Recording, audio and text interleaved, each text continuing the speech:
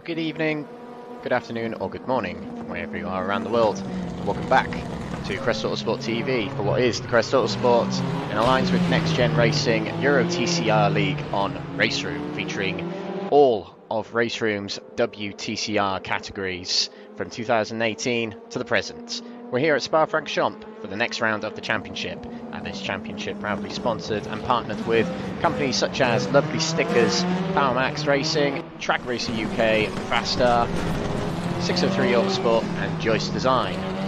Tonight, as we mentioned, we're at the Spa-Francorchamps circuit in East Belgium, 35 kilometres from the Western Germany border, 140 kilometres southeast of the Belgian capital of Brussels. One of the most famous race circuits in the world is Spa-Francorchamps. Once a 15-kilometre mammoth of a circuit, a street circuit to be precise.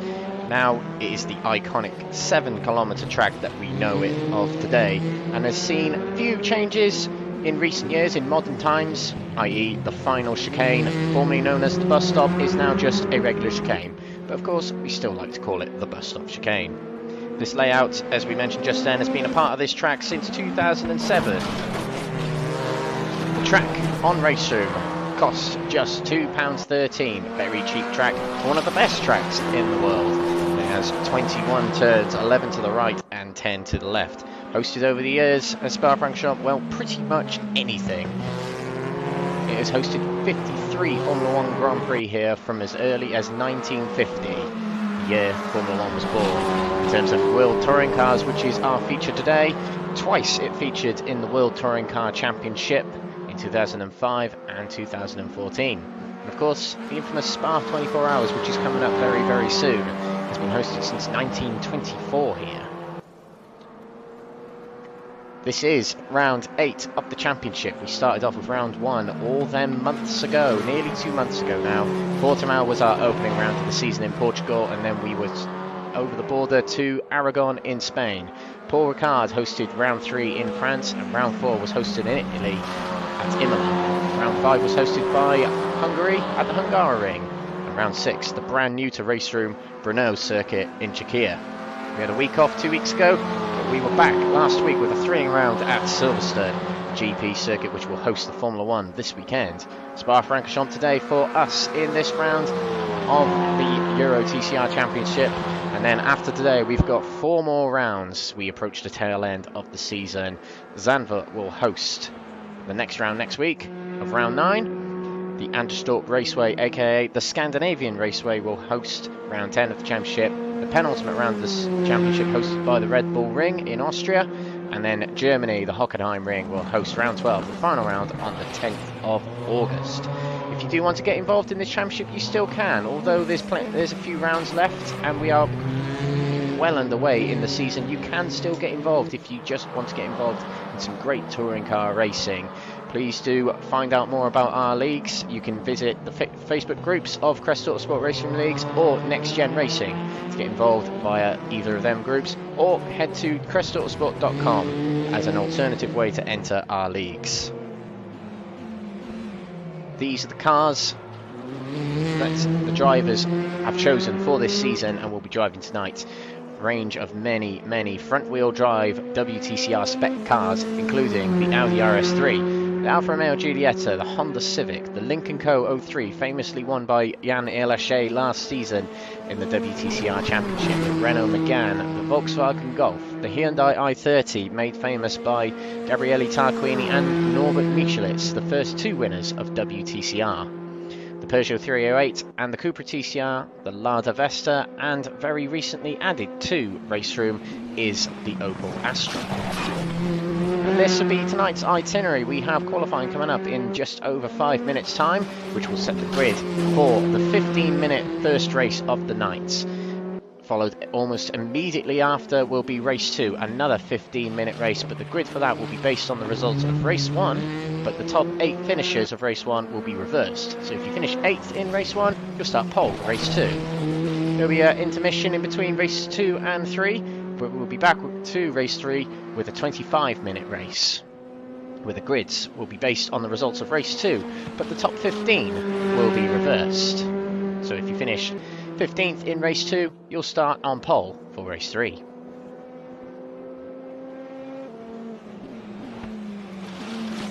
So a little bit more housekeeping before we get things underway. Qualifying is just over 4.5 minutes away, so we will continue with a little bit more housekeeping to get it out the way, to establish yourselves, if you are new to the championship, with what is going on thus far in the championship. These are the results of last week's round at Silverstone. It was Eamon Akeem who took another pole position at Silverstone 1 week ago, and in fact that was pole number 6 for him. But Simon Johnson, who arrived in the season late, arrived for the Brno round of round 6, he did brilliant there, and he also did brilliant last week at Silverstone. Second place on the grid for him. And Ian Deeney in third place, who's come on leaps and bounds in this midway point of the season. Race 1 was exciting, but Eamon Akeem had a little bit of an excursion in race 1, which sent him down the order to 14th place, therefore relinquishing the lead to Simon Johnson, who fought hard to stay ahead of Fraser Rostance to the end. Fraser Rostance being our lovely stickers driver of the day last week. Ian Deeney hanging on to third place there. Race 2 saw win number 2 of the season for Jeff Perkis, taking the lead early on at the start of the race and going to the flag, but Eamon Akeem, aka Murasaki Tadashi, there in second place in race 2, had a storming drive back through the field from 14th on the grid, where of which he finished in race 1 to take second in that second race. Stunning drive from the Malaysian driver. Jürgen Masby Pedersen taking a podium for himself, and that would have been podium number 2 for Jürgen. And race 3, Murasaki Tadashi from 14th on the grid again, came all the way through the pack to finish top spot, to finish a dominant night for him. And our driver of the day last week, Fraser Rostance in second place, with Mark Arrowsmith taking his debut podium of the season there in race 3. That meant it did this to the championship. Drop rounds have been applied, so 1 round from the driver's total has been zeroed, and it will automatically zero each time they have their worst round, if they have their worst round.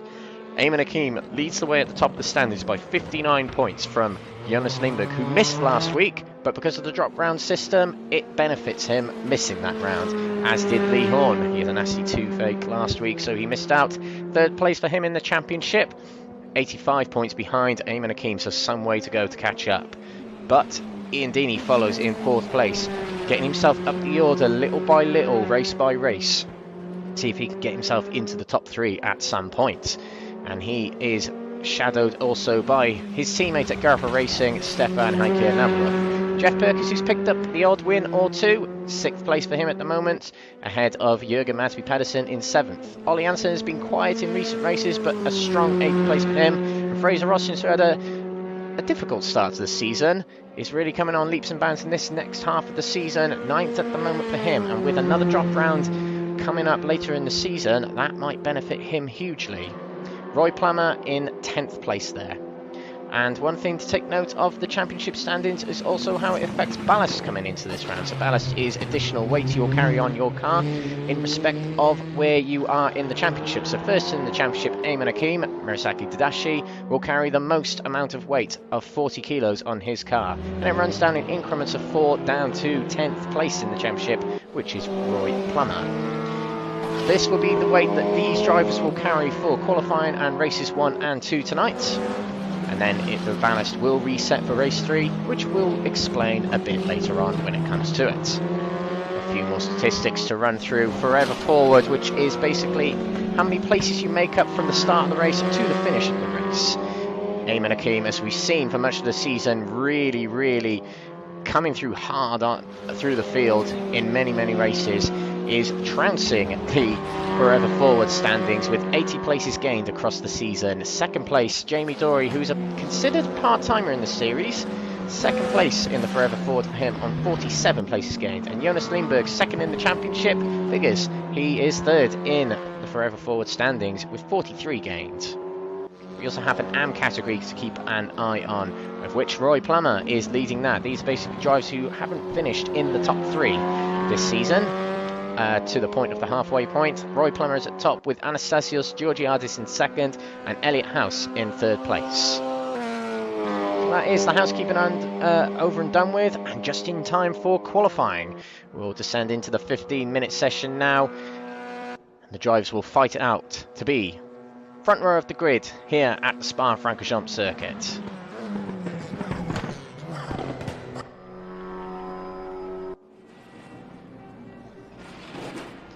we are getting underway for qualifying. 17 drivers will make their way out onto the circuit. Lee Horn, nice and eager to get out on the track. First out onto the opening straight or flat out section of the circuit after last source. As we see Indini getting a hurry to get past him. Lee Horn waiting for a little bit of slipstream now. Spa-Francorchamps being a track with plenty of long straights and high speeds. Slipstream is quite important here, particularly in these touring cars that punch a very, very big hole in the air, are quite heavy and quite wide and not completely aerodynamically sound. So slipstreaming is going to be pretty crucial for these drivers. So we see Lee Horn warming up his tyres there. He has got, I believe that's Jonas Lindberg behind him, and Heike Navalov gets in front of him to establish himself a better position. Let's see who else is in the field to keep an eye on. Eamon Hakim, of course, the man with the plan every time he heads out onto the track here in the Crest Autosport RaceRoom Leagues in alliance with NXTGEN Racing. Let's see if he can make it pole position number 7 tonight. Without doubt, the MVP of this championship, the driver everyone has been talking about in the paddock, the driver that everyone wants to beat. But thus far, this man here has gained 80 places from the start of the races to the end of the races. 12 wins, 16 podiums, and 6 pole positions, all in as many as 21 races so far this season. So there's been very few races where he hasn't finished on the podium. In fact, 1, 2, 3, 4, 5. Only 5 races he hasn't been on the podium. So he really is the man to beat, but he has been under some threat this season from the likes of Jonas Lindberg, Lee Horn, and including this man, Simon Johnson. Late entry into the season as of round 6 he entered at Brno. Simon Johnson really wowing the field almost. He picked up his first win last week at Silverstone, and he's already picked up 3 podiums. So it is safe to say if he was here from the very start, he'd definitely be a championship contender. But he's here to establish his place in the field. Maybe future season we'll see what Simon Johnson can do when it comes to championship contention. We will skip forward to Lee Horn as he comes into last source for the first time. This will be a lap on board with Lee Horn around last source, the very first corner of the circuit, and then down the hill we go past the endurance pit lane to the right of us there, keeping going down the hill. Plenty of slipstream from the car in front, taking plenty of that curve as we enter Eau Rouge now, and then over the hill, which is Radion, this left-hander here, taking plenty of the curve on the inside there, keeping it in 6th gear as he went through Eau Rouge. Plenty of slipstream behind the car ahead, which I believe is Heike Navalov. Down the Kemmel straight we go, a never-ending straight, and it will brake very hard down to 3rd gear into Lecum here. First corner, a right-hander, and then a left-hander. Right-hander as we exit the Lecum section will come down to the Bruxelles hairpin here.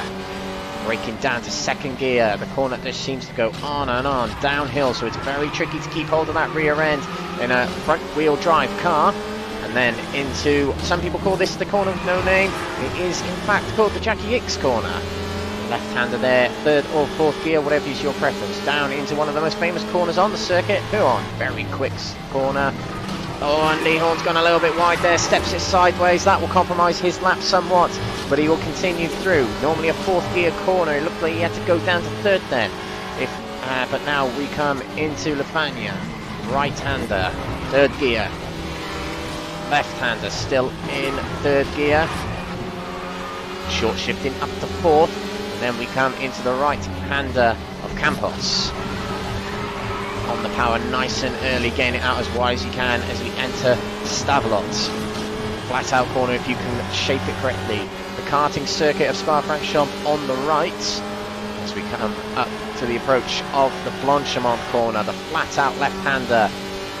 Let's see if Lee Horn can get through that corner flat out. Most people can, some people have to take their lift off the throttle, but Lee Horn went through there comfortably flat out as we now approach the bus stop chicane, as I like to call it anyway. Now just a chicane. Nice and tight to the curb. Leon backing off a little bit through the chicane there to get a better run out the corner to start a new lap. And what will be a 2 minutes 31.1. It does get him on the board, but nearly half a second down from Heike and Navalov. Navalov top of the stands at the moment. Fraser Rostens puts himself into second. We've got Eamon Akeem who puts himself into third there. We know we can see better. We can see better later on from him. Alexander Foyle and Jeff Perkis getting themselves on the board. Tyres warming up still, it seems, as we see exiting the pit there. It is Gabriel, no it's not, it's Alex Ward leaving the pits there. 18 drivers now in the service. Someone's joined relatively late, but good to see them, good to have them. Jamie Dory gets himself on the board, as does Jürgen Madsby Pedersen. Crossing the line also is Simon Johnson, who was top of the standings in qualifying for much of Brno 3 weeks ago and much of last week at Silverstone. Gets himself top of the standings right here, right now, as he follows the number 8 Hyundai of Stephen de Gravelia down to Eau Rouge. Eamon Akeem, green first sector, but that is only personal best. Still some way off of Simon Johnson. Now, Eamon Akeem might actually be one of the drivers to struggle tonight a little bit with the weight, although I say that quite a lot. Often it doesn't really ring true for myself. The weight issue. Eamon Akeem seems to be one of the drivers to overcome the weight, but this track in particular, weight does hamper quite a lot here. With 40 kilos to carry, it will have some effect on those long straights. So top of the standings at the moment, Simon Johnson with 8 minutes to go. Not many laps you can set here in the 15-minute session, probably about 4 clean laps. As we see, sorry, just a few blips on the stream there. Sorry if you saw that. I'm not entirely sure what happened. I didn't see it. It only appeared on the stream. Very strange. We'll see what happens later. But yes, and we see Eamon Akeem go purple in Sector 2. Now the Alfa Romeo, although I was mentioning earlier that the ballast might be letting down Eamon Akeem, in fact, the Alfa Romeo is very, very good in Sector 2 because it can rotate the car around the corners very, very well due to its short wheelbase, and that we are seeing being utilised very well by Eamon Akeem. We did in fact see the Alfa Romeo take the win at our Spa 50 event hosted all the way back in early May. The winner, of course, Konstantin Romanenko. I think in that very Alfa, the number 31 2019 Alfa. So we see Eamon Akeem go to the top of the standings with a very good Sector 3, additionally to his good Sector 2. That goes top of the standings by 4/10 ahead of Simon Johnson, who we're watching now, who has gone very, very quick in Sectors 1 and 2. Could this be a time that gets him into the 2:29s? We'll see as he comes through the bus stop chicane there. It looked like a slow apex on the second corner there. We'll see what happens for Simon Johnson here. It's good Sectors 1 and 2. Oh yes, very, very good indeed. Gets himself back onto the top. 2:30.2. But only 2/10 or just shy of 2/10 quicker than Eamon Akeem. These two have been hammer and tongs in qualifying at Brno 3 weeks ago and last week at Silverstone. We're watching Heike and Navalov here. Navalov had a tricky night last time out at Silverstone. 2 5ths and a 9th place. Often Heike Navalov keeps himself very quiet. He's in fact one of the few drivers in the top 5, and in fact one of the few drivers in the top 10 who haven't taken a win. In fact, he's the highest driver in the championship who hasn't taken a win, 5th in the championship, 107 points down from Eamon Akeem. But good consistent results is the way Heike Navalov has set himself up, and it works. He is top 5 in the championship. He's got Lee Horn behind him, getting a draft. Lee Horn back after being out through illness last week. He'll be looking in these dying moments of the season, you know, with 5 rounds to go. Looking to get himself some very, very decent results if he wants to get himself to that top spot in the championship. It's going to be very difficult against the man that is Eamon Akeem. Speaking of which, let's just keep an eye on see how he is doing. He did reset to this, so this might be an outlap for him, as might it be with Simon Johnson. Yes, it is. Let's have a look at Fraser Rostens here. Our lovely stickers, driver of the day last week at Silverstone. Wonderful drive from Fraser. as he goes wide at the Jackie Hicks corner. Might have actually invalidated his lap time running off the curb there. Taking plenty of the curb on the entrance to Piron to make sure you get as big an apex as you can for this corner. You want to make the corner as wide and as straight as possible. The straighter the wheels, the faster your car will go. So we see Lee Horn finish his lap and go 5th in the standings, just nips ahead of Alex Boyle. 5th is what you can manage at the moment. We are looking at Jürgen Madsby Pedersen in 11th. Jürgen has had a breakthrough season here. Normally he hasn't really been, he hasn't really been anywhere near the top 10 quite a lot this in, well, many leagues that I've administrated, including Exiled Virtual Motorsports leagues I've been a part of, such as NXTGEN Racing. And the combination of Crest Autosport and NXTGEN has seen him do very well this season, 7th in the championship. And last season in the DTM 2020s, we did see him improve quite significantly. Mark Arrowsmith, a driver to look out for tonight, as he took his first podium finish last week at Silverstone. A very dramatic final few laps at Silverstone in race 3, but he managed to take that 3rd spot. And Mark Arrowsmith, along with the likes of Ian Deeney, Fraser Rostens and Jürgen Madsby Pedersen, one of the most improved drivers of the season. We'll see how he gets on for this second half of the season that we started last week. 14th at the moment. We'll see if he can get any higher. The only Honda driver in the field today. Not a very good line through the bus stop chicane there. Has not worked out for him, and this probably won't be a lap that betters his time from earlier. We'll see. In fact, it does better his time, but it doesn't go any higher in terms of position. 15th for him still. Roy Plummer, leader of the AM category, 13th in the standings at the moment. 10th in the overall championship, goes up to 11th place, does Roy Plummer. Simon Johnson and Eamon Akeem have started new laps. In fact, Simon Johnson will not get another chance after this lap is completed, as once, well, we see him go to the pits, so that'll be it for Simon Johnson. He will not be able to do another lap. Now the thing with RaceRoom is once the timer goes to 0, that is it. You cannot complete your lap. The session is over as soon as the timer hits 0. We're seeing Eamon Akeem here, not going much quicker unless he can pull out a miracle in sector 3 here. This might mean that Simon Johnson takes pole position unless anyone has anything to say about it in the dying moments of qualifying here. And it's actually something I would love to see RaceRoom implement, is allowing drivers to finish their qualifying laps even when the time is expired. As we see Eamon Akeem stay 2nd place and abort to the pit. So Eamon Akeem will not have his 7th pole position of the season. He will remain at 6th, but he still starts on the front row. Fraser Rostens, green first sector, hasn't improved in sector 2. He's got a bit of a tow from the Opel Astra ahead of Jamie Dory. Take a nice late exit from the bus stop chicane. Across the line he would go, and someone's jumped up the standings. Ian Deeney jumps up to 6th place. Jamie Dory jumps up to 8th place, and Fraser Rostens stays where he is in 4th. Lee Horn, what about him? He probably won't be able to finish his time here. In fact, he won't have enough time to finish this lap, so this is just a practice lap for him. David Kernahan, 9th in the standings at the moment. Green first, green second. So this might see David Kernahan stretch further up in the field. There's a lot of Brits in the mid-pack there. Might he be able to slot himself in amongst them a little bit more? Oh, he might have pushed a little bit too hard through the bus stop chicane there.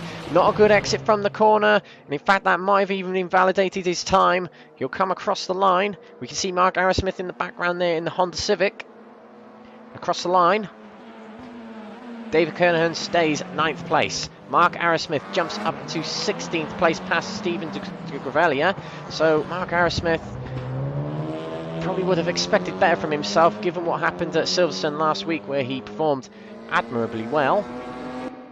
Roy Plummer in the pits there, not completing his time. Lee Horn will not be able to get to the line in time, so Simon Johnson will be our pole sitter for race 1 of the night, and therefore will carry the most ballast into race 3, which will be explained later.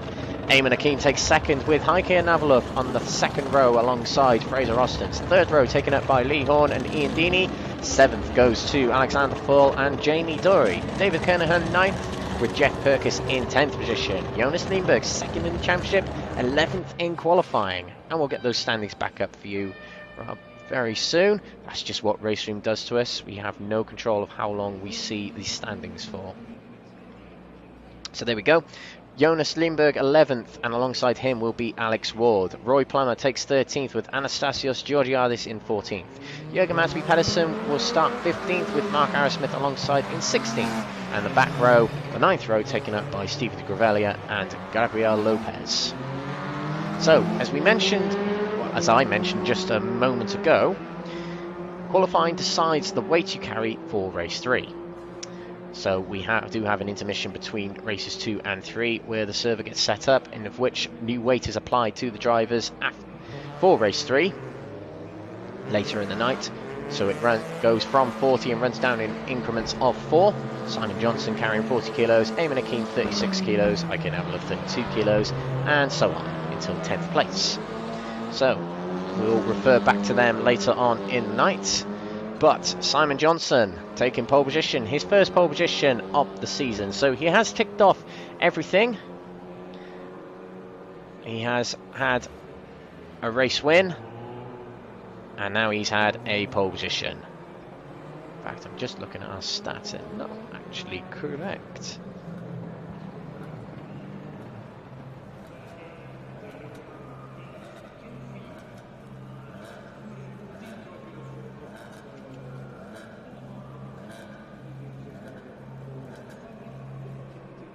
Looks a bit better.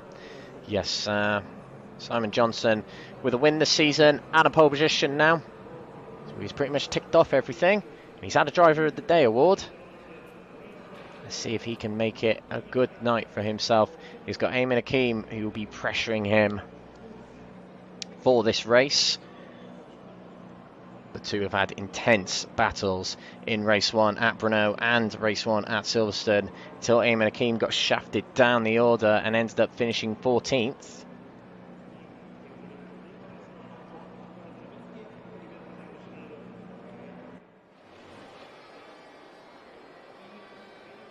So there we go, the drivers will line up on the grid for the first race of the night here at Spa-Francorchamps. This is the Euro TCR, hosted by Crest Autosport RaceRoom Leagues in alliance with NXTGEN Racing. Welcome to Crest Autosport TV. Whether you're watching on Facebook, YouTube or Twitch, give us a like, subscribe, follow, whatever it is on whatever platform. And do check us out as we host and stream more and more races. Drivers lining up on the grid now. You can see on the front row, on the right, the number 30 car is Simon Johnson, and on the right is Eamon Akeem. Lights are red.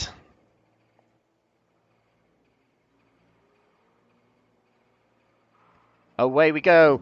Simon Johnson gets away well, and he'll have the outside going into last source, which is the better line to have. Eamon Akeem guarding the inside from the Alfa Romeo on his outside, which is Heike Navalov. Through last source they go. Everyone seems to get through relatively safely so far. Running down to Eau Rouge now. Simon Johnson leads away with Eamon Akeem right behind him, and there's going to be a big slipstreaming moment on the Camel Straight. I presume two side by side no longer. There was Alex Paul back there and Ian Deeney. Onto the back straight we go, the Camel Straight. This is on board with Eamon Akeem. A couple of slowdowns already. Simon Johnson moves across the track to break or attempt to break the slipstream from Eamon Akeem, who gains steadily on Simon Johnson. Into Lecombe we go. Battle back there. Jamie Dory is alongside David Kernahan. Into Lecombe we go. And he's also got on his inside Jonas Lindberg, who stretches into 9th place. Jonas Lindberg trying to get himself up the order after the disappointing qualifying session he had just gone by. Johnson leads the way still. Fraser Austin's right behind Heike Navalov, with Lee Horn in the DHL Audi right behind him. Both NXTGEN Racing representatives. Out of the Jackie Hicks corner we go.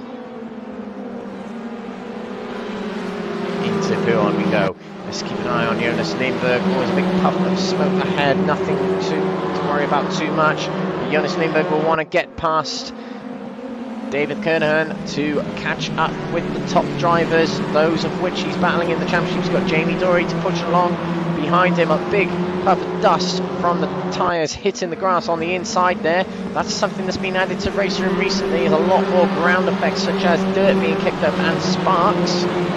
You might see the odd spark fly up from behind the car as they go across curves, particularly at Eau Rouge. We'll have to check that out later if we can. Back to the front two.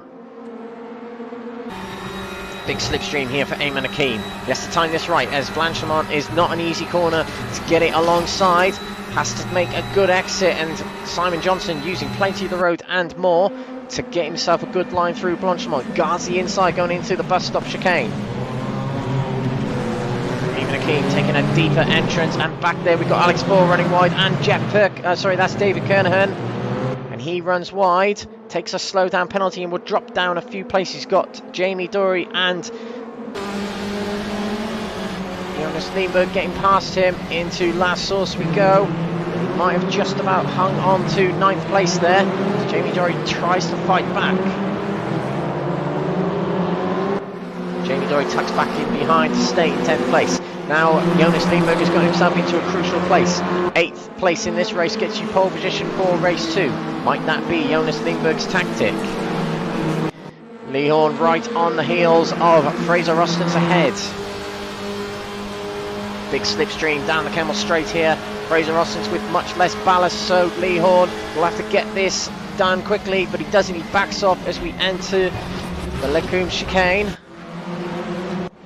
We've got Ian Deeney fighting with Alex Foyle.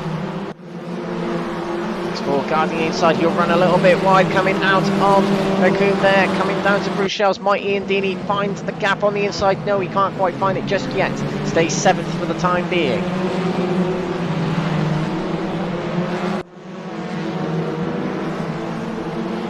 Jackie Ink's corner. And top 5 stretching away from Alex Foyle here as he guards off from Ian Deeney. Deeney, who finished 3rd in race 1 last week, 7th at the moment. Eamon Akeem stretching away a little bit from Heike Navalov. A lot of these drivers are familiar with this track, having only driven it 2 months ago in the Spa-50 challenge hosted by Crest Autosport. Just gonna see who was the top finisher of Spa-50 out of the drivers we're seeing in the field right now. In fact, it was Lee Horn. Lee Horn finished 6th at Spa-50, and he is 5th right now. Big flash of lights from Eamon Akeem as he's pushing along. Simon Johnson not able to get alongside just yet. He's telling Simon to get a move on. They've stretched away a little bit from Heike Navalov. You can barely see him in the mirrors of Eamon Akeem. Like NASCAR bump drafting between these two. And Simon Johnson runs wide coming out of Blanchimont there. Will have to slow down penalty. Eamon Akeem takes to the outside, and a little bit of a clash of the wheels didn't give him the optimal line. He tries the sausage curve on the inside, which is a very risky line to take, but he gets himself back behind, stays 2nd. David Kernahan has moved ahead of Jonas Lindberg. Something happened to Jonas on the final corner there. Not able to get a replay, unfortunately. That's just the way RaceRoom treats us. But he might be able to move back into 8th place here with a move down the inside into last source. He makes it work. Can he hang on to it going down to Eau Rouge? Might have just about done that. Keep our eyes on the front just in case something happens there. Lee Horn, no answer to Fraser Rostons ahead of him, who's gaining on Heike Navalov ahead. In fact, that looks like a very good run from Fraser Rostons on Heike Navalov as we come down the Kemmel Straight here. Moving around in the slipstream are these drivers. And Simon Johnson, I think, might have been serving a slow down penalty there. Yes, he does. He drops to 5th place. It must have lingered on from the Blanchimont corner all the way back so long ago. And basically the way RaceRoom works is if you do not serve a slow down penalty within a certain amount of time, you get a much worse penalty, which is usually for a disqualification or a drive-through penalty. Oh, we see back here Alex Ball going very wide at Bruxelles there. We just about caught that in the corner of our eyes. Stays in 6th at the moment. Simon Johnson, pole position, and he He's now down into 5th place due to the cruelty of sim racing slowdown penalty, something you don't really see in real life racing. That's what can make sim racing quite unique. It does penalise you for impeding track limits without the need of a steward. So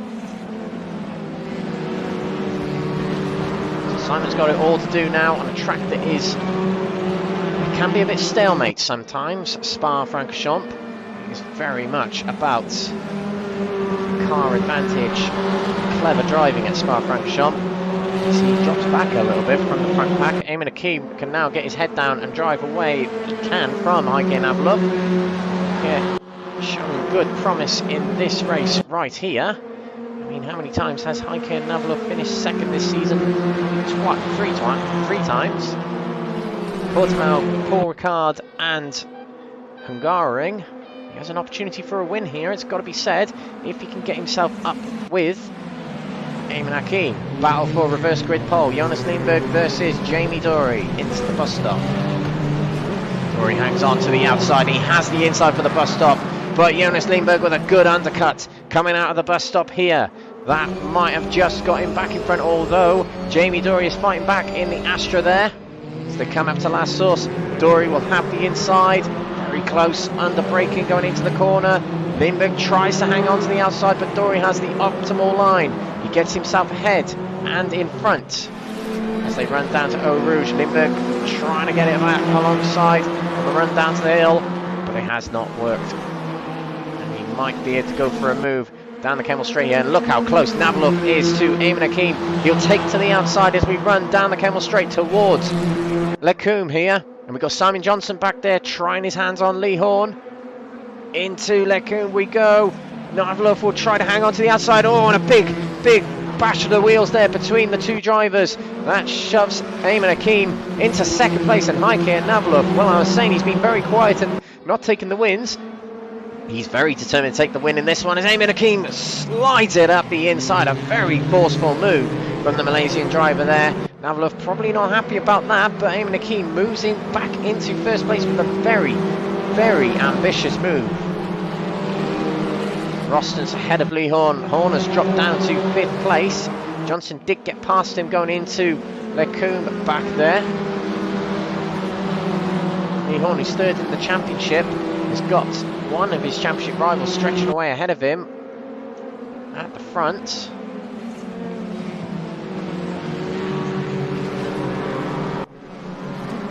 The battle for reverse grid pole still on between Jonas Lindberg and Jamie Dory. It wasn't the end of the Kemmel Straight while we were watching Eamon Hakeem and Heike Navalov, where Dory fell back behind Lindberg.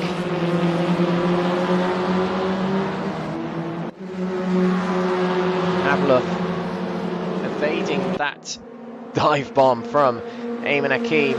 He's dropped back a little bit, startled him a little bit, but there's still a third of the race to go. Still time to get himself back in front.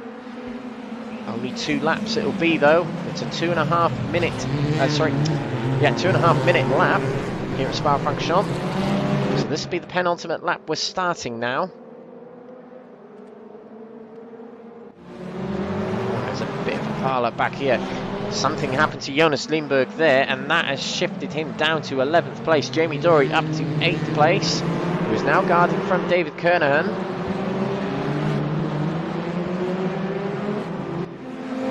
Back to the front as there's a bit of a battle brewing between Simon Johnson and Fraser Roston. Simon, who was leading at the start of the race, having started in pole, he takes a lot of the inside at Eau Rouge there. That definitely will be a slowdown penalty. The notice came up, but the question is when he serves it and how he serves it. We've got Navalov back up towards Eamon Hakeem. The same move as the previous lap. Can Navalov hang on to the outside again? Yes, he can, but Eamon Hakeem fights back a little bit harder this time. Hangs on to the inside, a wheel bash between the two Alfa Romeo drivers. They'll come down to Bruchel side by side. You've got to say Eamon Hakeem has got the better line of the two. Navalov knows that and has to tuck in behind. But all that bashing of wheels and fighting side by side through corners has introduced Fraser Rostens to the battle. There he is in third place in the grey Audi. Simon Johnson has a chance of catching up as well. There's a little bit of a gap between third and fourth, you can see there. This is definitely the part of the track where Eamon Akeem comes into his own. But Navalov, we have seen, is extremely quick in Sector 1, and Simon Johnson a drive-through penalty, and he's evaded to the pits instead of serving it. So there he is, Simon Johnson in the pits. So he did not serve that slow-down penalty in time. That drops him out of the race. He'll have to come back in race 2 and come through the order. Frustrating race for Simon Johnson, given he started pole position. Now Navalov has dropped back a little bit from Eamon Akeem here. We're about to start the final lap here. If Navalov wants his first win of the season, he's going to have to really hammer it down in this final lap. Starting very shortly as Fraser Rostens gets it well out of shape under braking into the bus stop and just about doesn't take out Navalov, neither does he himself. But that allows Lee Horn to pounce. The final lap begins for Eamon Akeem. Across the line now. Lee Horn versus Fraser Rostens. This might get Lee Horn onto the podium. Rostens not giving much room to Lee Horn, breaking into last source. This is Navalov. He's some way back from Eamon Akeem. Will have to work hard to get it back up towards his fellow Alpha driver.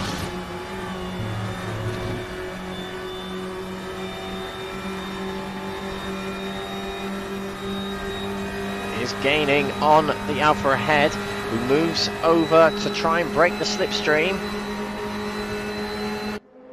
Navalov gained considerably then. You've got Lee Horn on the outside of Fraser Rostens, much later on the brakes. Will Lee Horn be able to hang on to the outside? He keeps it there, but Fraser Rostens is nipped back in front, just about through the corner there. Very brave there from Fraser Rostens, but Lee Horn undercut. Back up the inside as we come into Bruchelles. Is he able to keep it on the inside? No, he isn't. Not able to brake later than Fraser. Fraser went a little bit wide there, allowing Lee Horn to continue his attack. Fraser keeps it in third place for the time being. Back towards the front, we've got Navalov still trying to close in on Eamon Akeem. We've also got a battle between Ian Deeney and Alexander Foyle.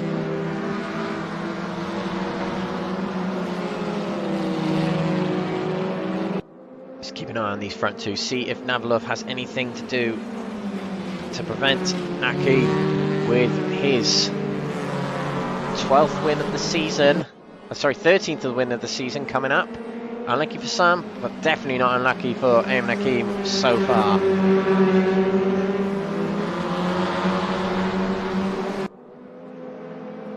And chances running low now for Navalov, but still a strong second place for him. Yet another good performance from Eamon Akeem. He had to work hard for it. He had to battle hard with Simon Johnson. Could see he was a little bit lucky that Simon had the powers of sim racing against him in this race.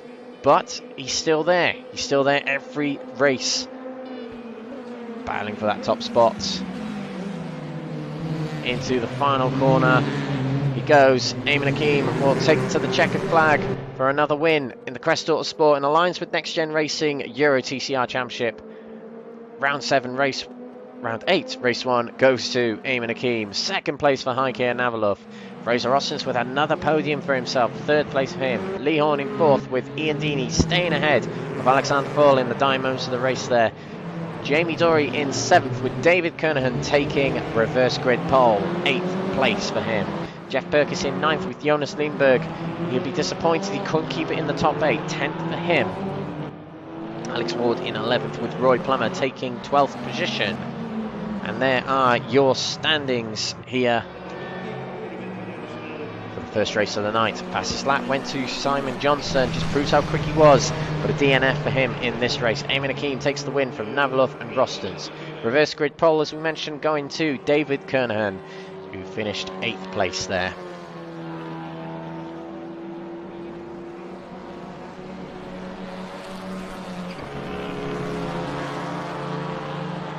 And we will be going for a break now, a very short one, while we get ready for race 2. Don't go away, we'll be back very, very soon.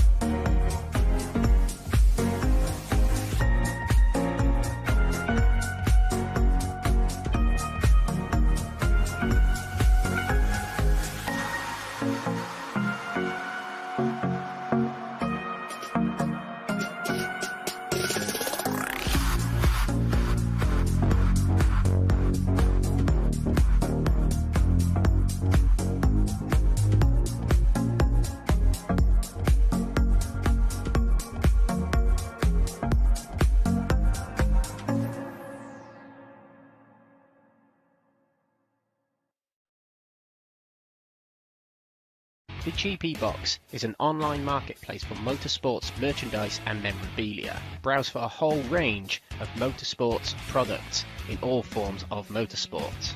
Take Formula 1 for example. There is a whole section dedicated to Formula 1 products from your favourite drivers, cars, teams or tracks from all eras of Formula 1. There are more series available, including WRC if you are a rally fan.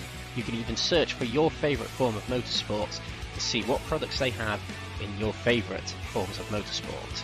Or, if yourself are a retailer in motorsport, you could set up your own shop within the GP Box to open up your products to a much bigger motorsport audience. Find out more at thegpbox.com.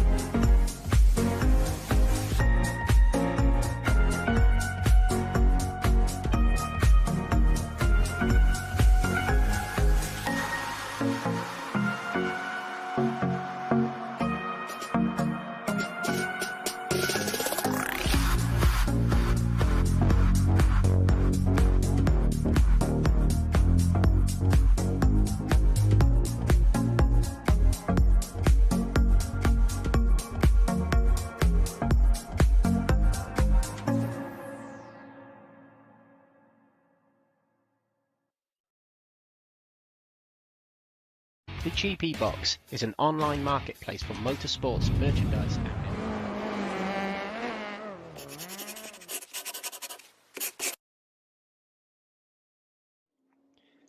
welcome back, everyone, and we really nearly missed the race here due to the server loading up very slowly, but we're back and we're here for race 2 of the night. Drivers are lined up, so sadly we can't introduce it that much, but drivers are lined up on the grid. David Kernahan, the invisible car, is on the front row with Jamie Dory alongside him. Away we go. And I can't tell if it's a good start from David Kernahan or Jamie Dory as they're appearing randomly. But into the first corner we go. Jamie Dory, I think he might be on the inside. And there is David Kernahan, and out of the last source we go. Jamie Dory does take the lead here at Spa-Francorchamps. David Kernahan still slightly on the inside actually as we run down to Eau Rouge. But Jamie Dory will have the better line for the corner. Through we go. Dory chucks it into the corner. Over the hill we go. Crocodile of cars coming through Eau Rouge there. And that's Alex Paul on the inside of Kernahan. He'll be pushing along. Jamie Dory slipstreaming all the way down this straight. This Lee Horn in the mirror as well. He has the inside of David Kernahan coming into Lake Combe. Oh, and Lee Horn's out of shape there. And it all ends in tears for some of these drivers. That's Ian Deeney and David Kernahan as they spin off in the middle of the track. Oh, and there's a big pile up. Mark Johnson collected, Stephen de Gravelia collected, as was Mark Arrowsmith. And it all started with Lee Horn getting out of shape. I'm not sure why he got out of shape, but that led to that incident there. Anastasios Georgiadis left behind. A couple of in fact all drivers made it through, but there might be some damage on some of these cars. Kernahan's back here in 15th place. Lee Horn drops to 10th. Well, we haven't seen a start quite like that yet this season. It had to happen at Spa, didn't it? Jamie Dory with a commanding lead already in the Opel Astra there. Hasn't picked up a win yet this season, surprise. Oh, yes, he has. Jamie Dory has picked up a win. What am I on about? He won back at Portimao. Race 2 of the season. But a good start to his race here. Fraser Roston's third in race 1, already up to second place. Brilliant start for him. He was excellent last time out at Silverstone. He's excellent yet again so far today. But we're very early days in this race. Alex Ball behind in third place. He's holding up Eamon Hakim, our race 1 winner. We know what Eamon Hakim can do through the packs in these races, so we'll see how he gets on against Alex Ball and Fraser Roston, who will be aware of that Alfa Romeo in their mirrors.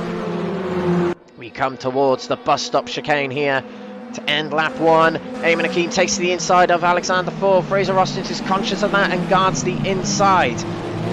Oh, Fraser runs a little bit wide at the bus stop. Foyle back up the inside of Eamon Hakim. Foyle in the Lincoln Co there, taking the bus through the chicane and trying to get it back ahead of Eamon Hakim. He'll try the inside of the Lincoln Co. It is incredible how late on the brakes Eamon Hakim can get in that Alfa Romeo. Coming out of last source, all the cars bunch up, coming through the tight hairpin there, and Eamon Hakim has managed to find his way past Fraser Roston's. Roston's right in the middle of them two, lost out to both of them, and he might be losing out to Heike Navalov as well as he's on his inside. We've got Alex Ball, he just nips back ahead of Eamon Hakim. Over the hill we go. Fraser Roston's drops down to 5th place at the moment. Might he be able to slipstream Eamon Hakim down this straight? We've also got Jonas Steenberg trying to come back into the fray. He's right on the outside of Heike Navalov, who comes back across him. Down into Lake Combe we go. That's Fraser Roston's guard the inside from Heike Navalov. Nearly a 3-wide situation. Navalov, brilliant, brave move on Fraser Roston's there, guarding from Jonas Steenberg as well. We come out of Lake Combe and stretching away is Eamon Hakim and Alexander Foyle. Into Bruce Charles we go. Navalov hanging on to the inside of Fraser Roston's, but Roston's will have the inside for the Jackie Hicks corner, which is here. And there we go. Roston stretches in front a little bit, but it's still side by side between the two of them. Navalov using a little bit of the grass to stay alongside Fraser Roston's. Into Pouin we go. Roston nips back in front. It all calms down a little bit for the time being. Oh, we very nearly didn't make it into the race. Then we had all that drama on lap 1. We got all this drama on lap 2. Brilliant, brilliant race so far, with the exception of nearly not getting into the race. It's a 3-second lead for Jamie Dory in the Opel Astra at the moment.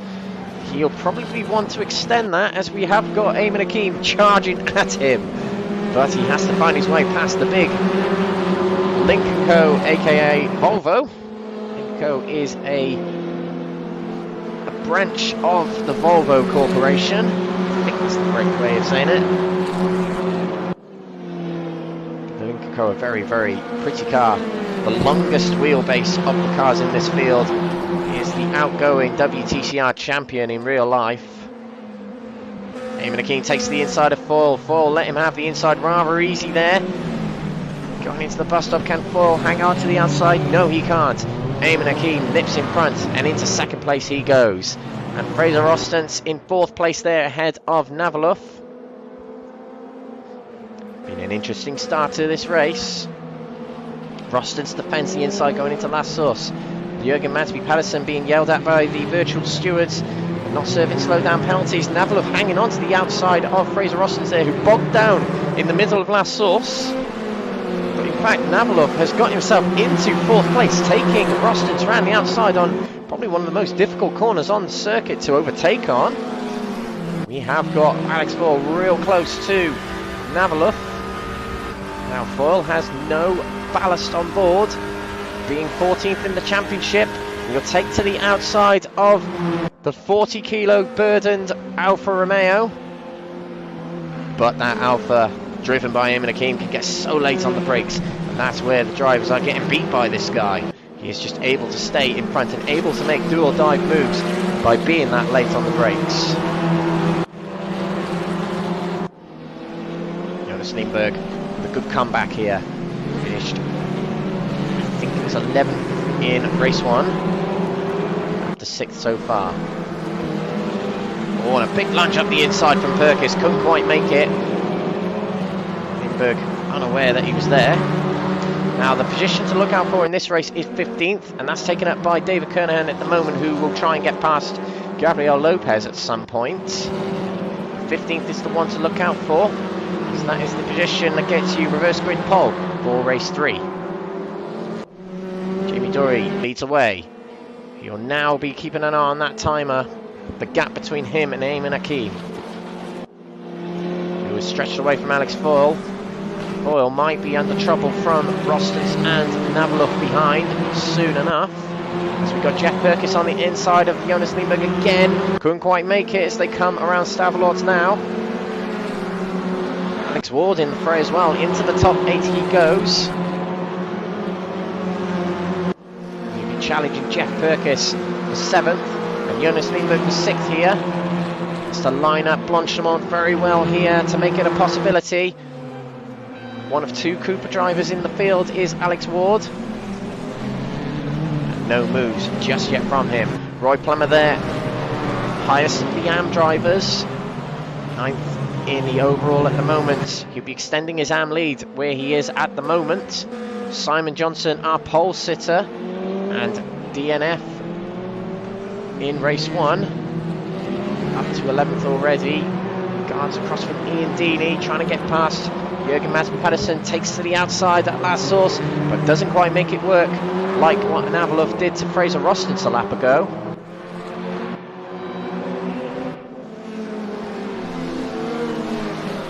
Ward in 8th still, follows Jeff Perkis through. Roy Plummer, a very good run through Eau Rouge there. And the Link & Co is very good over bumpy corners and curbs. So through Eau Rouge, it will be a very, very good car to drive through that corner, as we see Jeff Perkis on the inside of Jonas Lindberg. Much later on the brakes, maybe too late. Oh, he has to recover it around the corner here.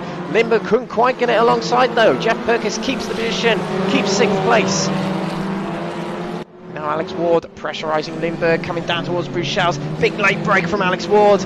Oh, and Lindberg turns across, denies Ward the inside. Bit naughty from Jonas Lindberg, but he's going to make the job hard for Alex Ward, clearly. As Perkis stretches away a little bit. To the inside at Perron. And Alex Ward, there's a possibility he might not be particularly happy with Jonas Lindberg. It's a bit of a die-hard move. Let's catch up with these a bit later on. Eamon Hakeem comparison to Jamie Dory. A gap worth monitoring, 3.4 between them.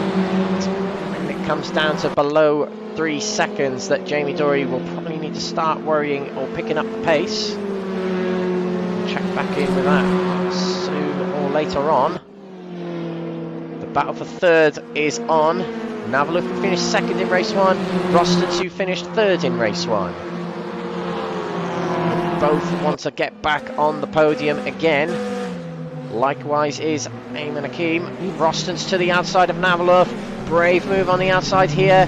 Backs off and lets Navalov stay in front. We'll try the undercut coming out of the bus stop.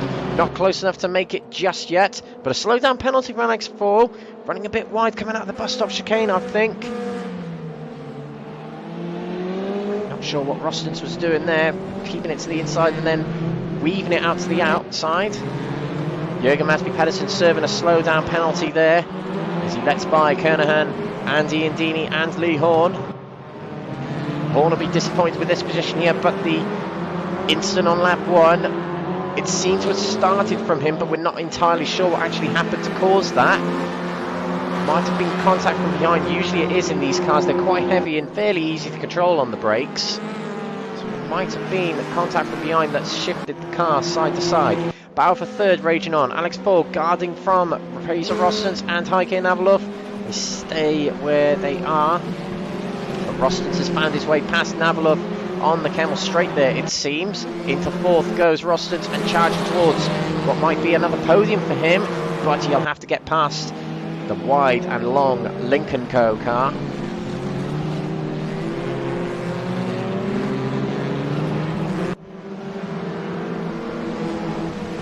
The battle for reverse grid contention.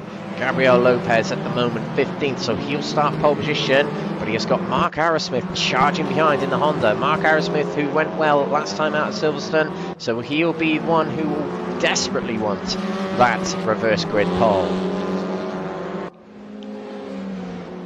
Navalov's dropped back a little bit from Fraser Rostons while we were taking a look away from this battle. Been a mistake going into P1 from Navalov, but that leaves Fraser Rostons in the clear to go for that top 3 spot, and the gap between Eamon Hakim and Jamie Dory has come down to below 3 seconds, but in the completion of this lap there will probably be only one more lap remaining in this race. I mean, Hakim's good, but he's not 3 seconds a lap quicker than Jamie Dory, and it is opening up a little bit as Hakim is on the part of the circuit where his Alfa Romeo is disadvantaged compared to that of the Opel Astra. And look back here, this is Rostons versus Alex Foyle. Taking plenty of the curb, trying to get a straight exit from the corner. In fact, got a very good run coming off the corner there. Might Fraser Rostons find the inside at last source? Might not be close enough to make the move just yet. Takes a look to the inside to let Alex Foyle know he's coming. Doesn't take the dive just yet. He'll have to come somewhere else. Lindbergh real close to Jeff Perkins in the battle for 6th position. And Mark Arrowsmith, as the start of the final lap, will take a look for a move on Gabriel Lopez to try and take reverse grid pole. Lopez hangs on to it for now. Come down the hill. Lopez didn't have a very good exit. We're going to have to jump to Fraser Rostons. Mark Arrowsmith has taken 15th for the time being. Look at Fraser Rostons. He's going for 3rd place on the blue Ivan Muller liveried car of Alex Foyle. He's got the inside going into Lecombe. Rostons hangs on to the side of Alex Foyle, and likewise does Alex Foyle on Fraser Rostons, but on this corner it does end up going in the way of Fraser Rostons. Foyle still fighting back the outside for the long right-hander here is not going to be the better line to have. Rostons is in 3rd place. Now what can Foyle do to fight back against the Audi driver? Well, he can hit him up the rear while he goes sideways, but it's not enough to penetrate the race of Fraser Rostons here. Oh, but that might. Foyle, yeah, he definitely backed off there to just sort of make sure that Fraser stayed ahead. That was a bit of an iffy moment. But Alex Foyle gentlemanly stays behind. The gap between Jamie Dory and Eamon Hakeem at the front is shrinking, but it is not going to threaten the win for Jamie Dory just yet, as Roston, St Foyle exit Campos and Stavelot. What will be the final part of the race? Jamie Dory charging towards a win. He took an early lead, gone around the outside, up the inside, of David Kernahan to take an early lead. And from then on, with all the drama that unfolded behind, he continued. Big battle going on between these two still. We have to jump to Jamie Dory. And we'll do it now. Jamie Dory, flash the lights, will come to the line to take the win in race 2 here at Spa-Francorchamps. His second win of the season. Jolly well done for Jamie Dory. Eamon Hakeem takes second position. Another strong performance for him. Fraser Roston's another third place for him. So two podiums for 2 drivers so far tonight.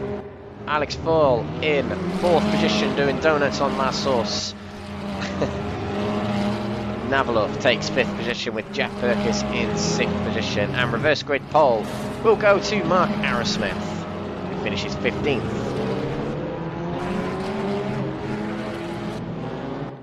But a good drive from Jamie Dory of Next Gen Racing.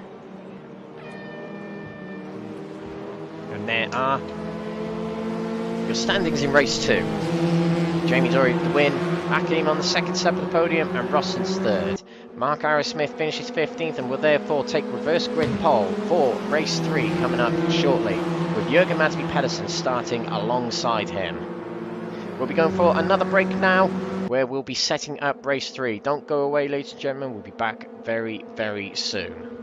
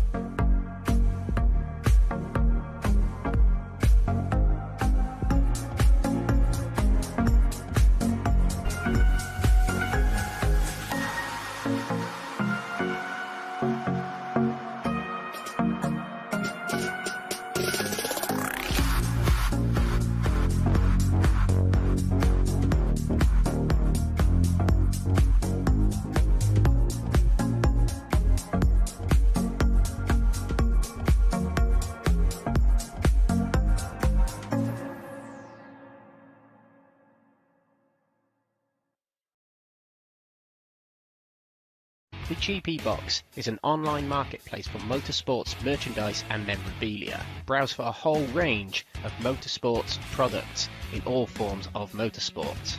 Take Formula 1 for example. There is a whole section dedicated to Formula 1 products from your favourite drivers, cars, teams or tracks from all eras of Formula 1. There are more series available, including WRC if you are a rally fan. You can even search for your favourite form of motorsport to see what products they have in your favourite forms of motorsport. Or, if yourself are a retailer in motorsport, you could set up your own shop within the GP Box to open up your products to a much bigger motorsport audience. Find out more at thegpbox.com.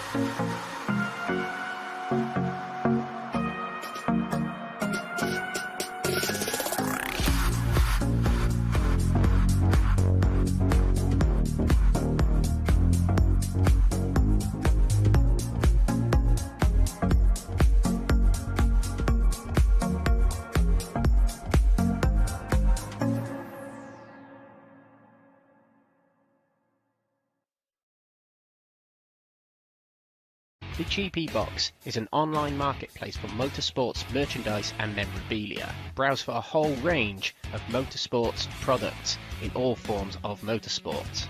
Take Formula 1 for example. There is a whole section dedicated to Formula 1 products from your favourite drivers, cars, teams or tracks from all eras of Formula 1. There are more series available, including WRC if you are a rally fan. You can even search for your favourite form of motorsport to see what products they have in your favourite forms of motorsport. Or, if yourself are a retailer in motorsport, you could set up your own shop within the GP Box to open up your products to a much bigger motorsport audience. Find out more at thegpbox.com.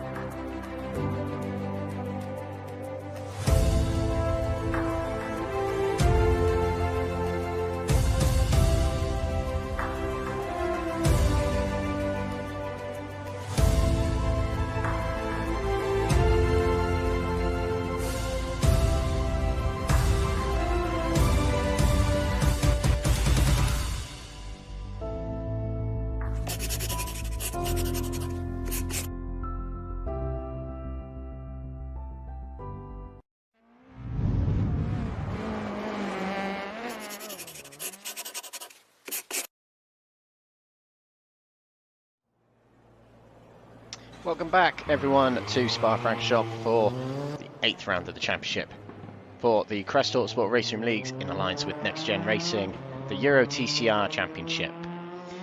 This league sponsored by lovely stickers, PowerMax Racing, Track Racer UK, Fastar, 603 Autosport and Joyce Design.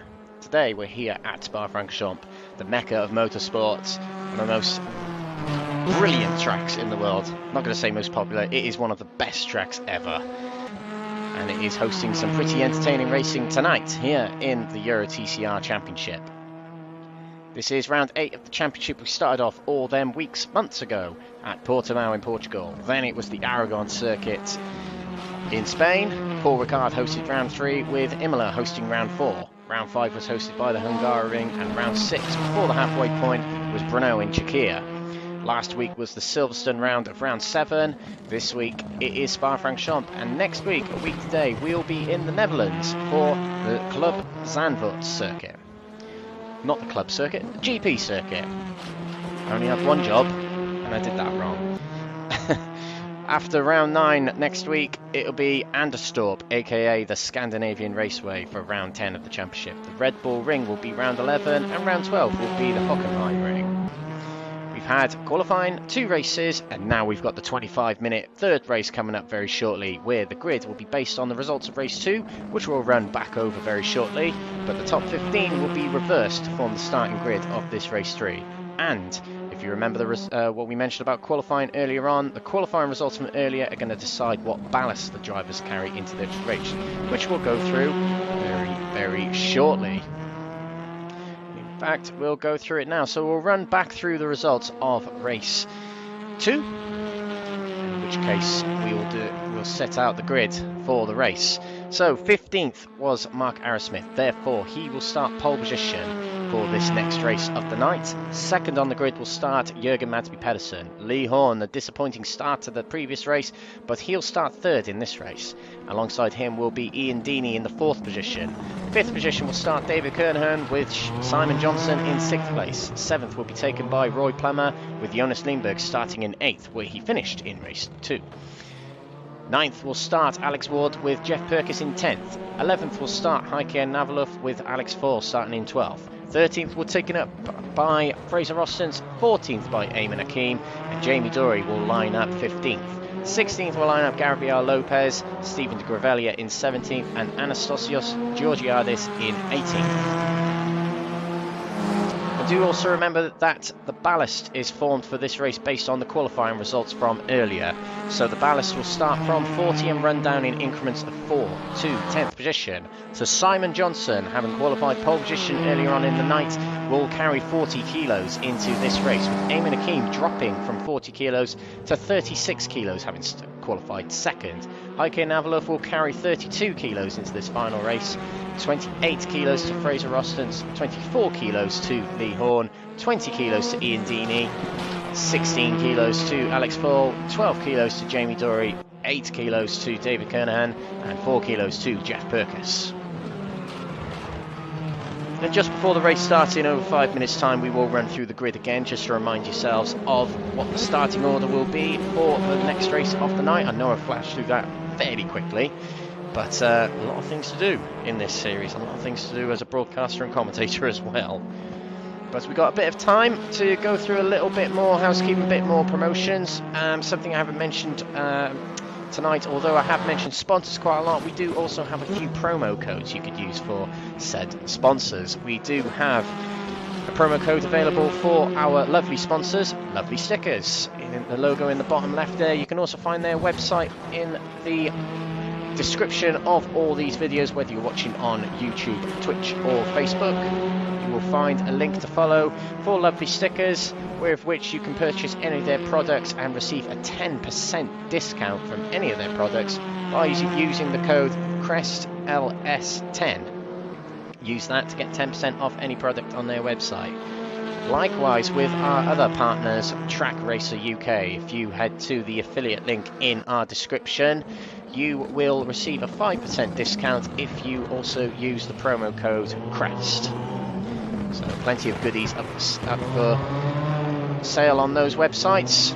Lovely Stickers will make your rig look better with stickers on your wheelbase, wheel rim or your rig, as they've recently introduced to the play seats. They have the play seat rigs, the open wheel rigs. You can get McLaren looking play seats in the style of their livery, which is very, very cool indeed. Or you can just get base stickers. I have a Subaru one on my Thrustmaster T300, for example, a Subaru Impreza WRC car. There's also plenty of liveries such as Formula 1 liveries, Red Bull, Mercedes, Ferrari. There's plenty of classic liveries including the Golf livery, and lots of rally stuff as well, which is pretty cool. And Track Racer UK, basically Track Racer is where you need to go to get yourself on the next step in sim racing. Monitor stands, sim rigs, all the like. you want to take your sim racing to the next level via rigs and cockpits. So that's a bit more of the housekeeping over and done with. We've still got to fill up the time somehow in the next 2.5 minutes. So we are watching David Kernahan do a few laps of Spa-Francorchamps to get warmed up, as is Jonas Lindberg. That second race, now just to come back to the incident that happened on race 1, if you did watch it, there was a bit of a pile-up going through Les Combes there. I did have a bit of an eavesdrop on what the drivers were saying in the Discord chat after the race there, and Lee Horn sort of lifted off due to the early braking of another driver ahead of him, which caused him to lose balance of the rear end, which caused the Constantina effect, which caused the big pile-up. So might be one for the stewards to look at after the race, but it might be one of those things where it just happens out of so many cars driving so close together. We'll have to see what the stewards think of that. But if you do want to keep an eye on all the drama of these leagues, if you do want to get involved in these leagues, you can do so. We have a Facebook group available called the Crest Autosport RaceRoom Leagues. If you search that on Facebook, you will find the league that pretty much runs this series. You can also join the NXTGEN Racing group for not only their alliance with us in this RaceRoom Championship, but they also have plenty of other championships on offer, on plenty of other sims as well. And in fact, on this channel we'll soon be broadcasting again the Legends Championship, which will start in August, on August the 2nd. NXTGEN Legends are back with famous drivers such as Bobby Thompson, Dave Newsham, Jazz Cleland and the like.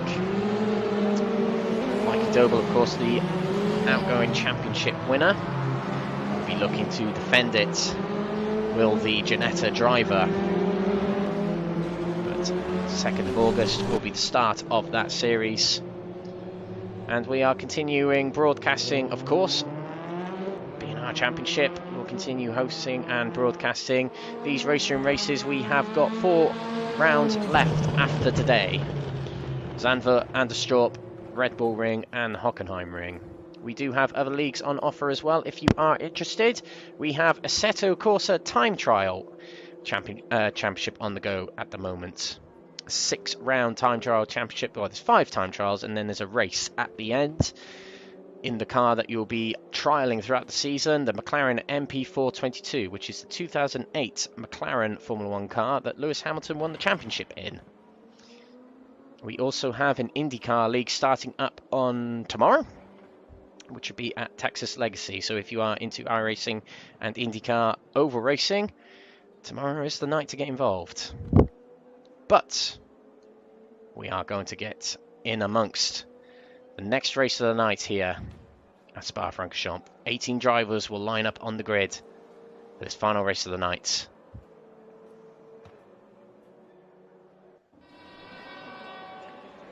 The sun starts to set here at Spa-Francorchamps for what will be the final race of the night, the Euro TCR Championship, hosted by Crest Autosport in alliance with NXTGEN Racing. My name is Alex Everett, your commentator tonight. On behalf of Crest Autosport TV, thanks for coming along to watch all this racing tonight. Whether you're watching on Facebook, Twitch or YouTube, do give us a like, do give us a subscribe or follow. We have got 25 minutes of action coming up here. We have had Eamon Hakeem take the win in race 1. Despair for Simon Johnson, dropping out of race 1, but coming back through the order to 10th in that second race. Will he get redemption in this race, or will Eamon Hakeem storm the field yet again? Or will it be someone else? We'll find out in 25 minutes' time as the drivers are lined up on the grid. Mark Arrowsmith is on the right. Jürgen Madsby Pedersen is on the left. Lights are red. Away we go. Pretty good start there from Jürgen Madsby Pedersen, it seems. And a lot of drivers shifting out of the way. That's Simon Johnson having a bad getaway. And Jürgen Madsby Pedersen is on the inside of Mark Arrowsmith as we go into last source. Arrowsmith gives plenty of room, but Jürgen sneaks into the lead at the start of this race here. Coming out of last source, he leads. Coming down towards Eau Rouge. Lee Horn tucks into 3rd place there, but Mark Arrowsmith all over the rear of the Renault. As we run down to Eau Rouge, he gets a tap of the wall there. He didn't see it was there somehow. through the corner we go. Oh, Lee Horn runs a bit wide there. Lee Horn has gone very loose and into the wall. Lee Horn completely lost control of the car, is in the wall, and that might have given him too much damage. Can he get away again? Yes, he can, but he has dropped out, and he'll lose a lot of positions. A bad night for Lee Horn. Aaron Smith takes to the inside of Jürgen Mansby-Pedersen, but can't quite make it. That's Ian Deeney on the outside, and sneaking up his inside is David Kernahan. We've also got Jonas Lindberg on his outside. Mark Arrowsmith getting bogged down. Coming out of Lecombe there. A lot of drivers shifting sideways at the back there. Eamon Hakeem looked like he was in a bit of trouble, but he's okay at the moment. He's on the inside of Heike Navalov there, with Simon Johnson right behind him, and he's alongside Roy Plummer. Trying to get around the outside of Roy Plummer there. Goes very wide coming out. Jackie Hicks corner, gets away with it. No slowdown for him. But Jürgen Mansby-Pedersen stretching his lead. A second clear of Mark Arrowsmith already. But Jonas Lindberg on a real charge here. He's gone from 8th to 3rd already.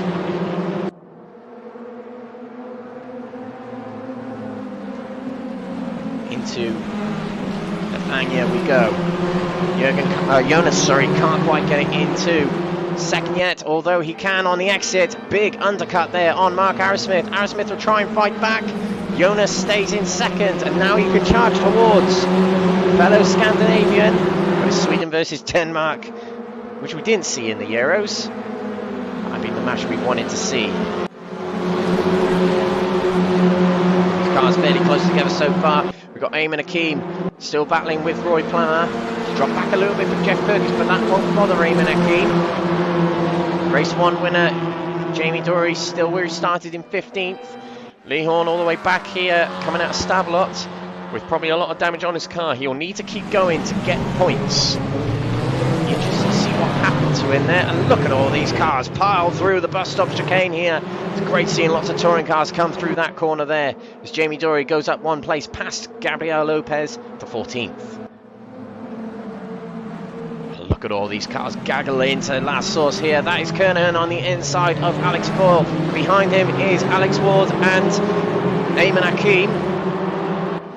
Right down towards Eau Rouge now. Hakeem and Ward getting a bit touchy-feely there, but Eamon Hakeem gets himself into 7th place. From 14th to 7th so far, a big comeback through the field. Likewise with Lindberg, he's gone from 8th to 2nd. He'll have one eye on where Hakeem is in the standings and one eye on where he is. So he now pulls up towards Jürgen Mansby-Pedersen. Arrowsmith on the inside of Ian Deeney as we come into Lecombe here. Oh, and both go straight on. Both broke way too late for the corner, and that allows Alex Ball back through and into 3rd place. He's back on the podium where he was fighting in race 2. And we've got David Kernahan on the inside of Mark Arrowsmith. And Eamon Hakeem taps the side of Mark Arrowsmith and puts him off the road. That was a little bit naughty from Eamon Hakeem. That shoves Mark Arrowsmith down the order. Down to potentially 10th place as he's side by side with Heike Navalov. Eamon Hakeem into 5th place. Big charge through the field. Less than 5 minutes of the race gone. He's already up in the high places. Jack Perkins has been a bit quiet tonight. 8th place for him at the moment in the mix. The big battling we're seeing in this race so far. Haven't seen much from Ian Deeney tonight either. He'll be trying to cling on to the back of fellow Alpha driver Eamon Hakeem ahead of him. Approach Stablot, Blanchemont, as we see Jonas Lindberg take to the inside at Blanchemont on the race leader Jürgen Mansby-Pedersen, but they both, well, one of them surrenders, realising it's not the corner to go side by side with someone on. Lindberg knows he can get it into the lead. It's just where and when. Jürgen Mansby-Pedersen has come on leaps and bounds this season, as we've mentioned.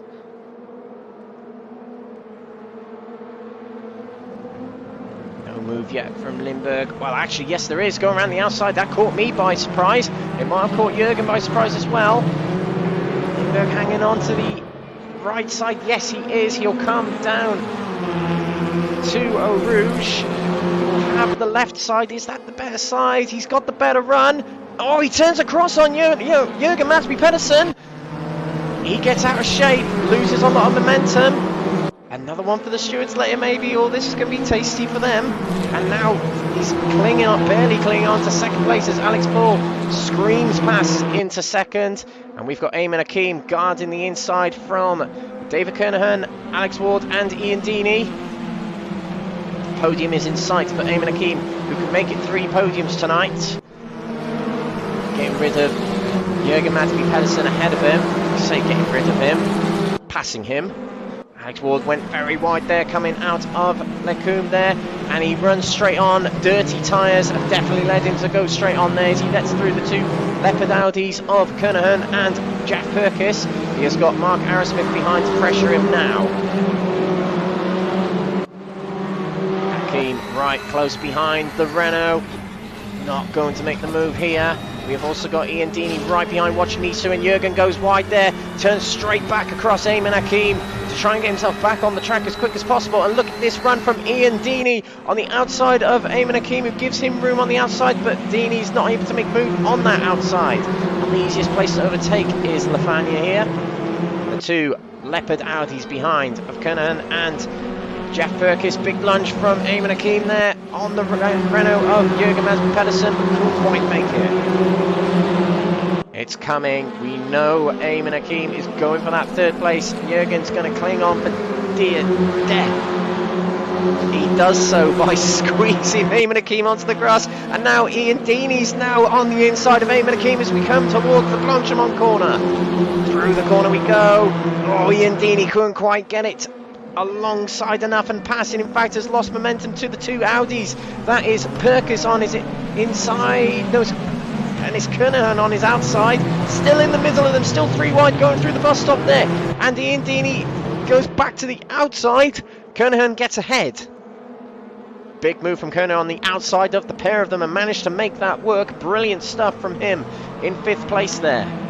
Jürgen's still ahead of Eamon Hakeem, and they all bunch up a little bit, they're all catching up.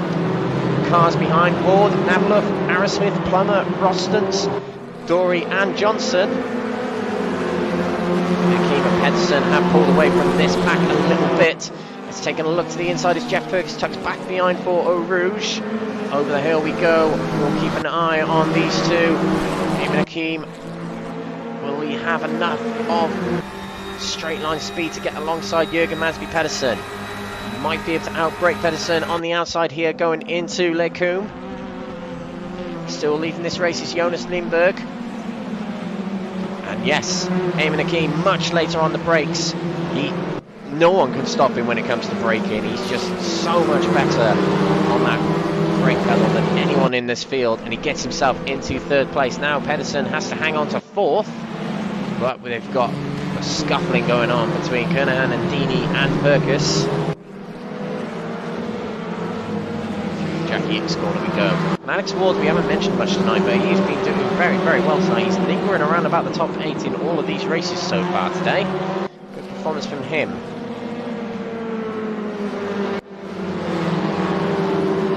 At the front, Jonas Lindberg. Controversial way to get in the lead, but he's there.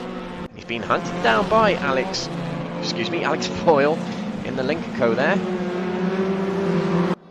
Alex Foyle, I don't believe, in fact, yes, Alex Foyle did win a race this season. It was at Renault. He won race 2.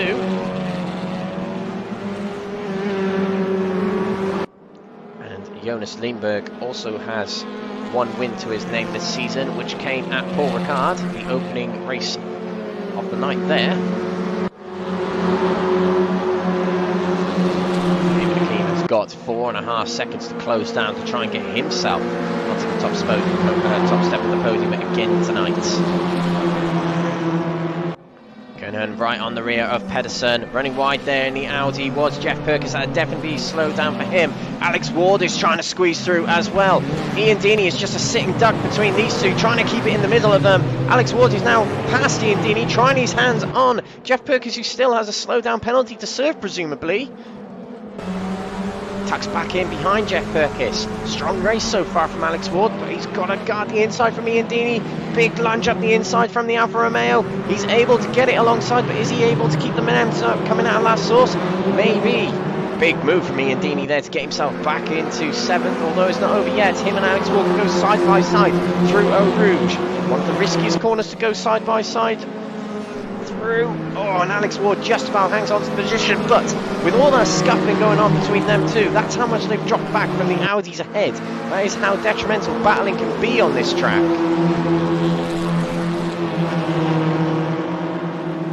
Navlov joining the fray as well in 9th place there, right behind his teammate. The 69 car versus the 25 car. Into who they go.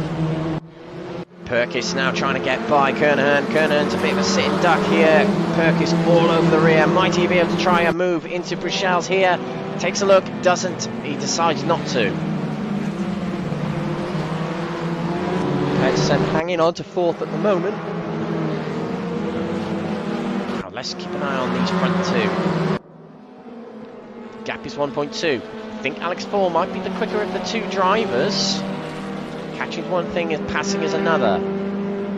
Both of these drivers have only got one win to their name, so they definitely want number 2, but they have got to also be wary of Ayman Hakim charging behind.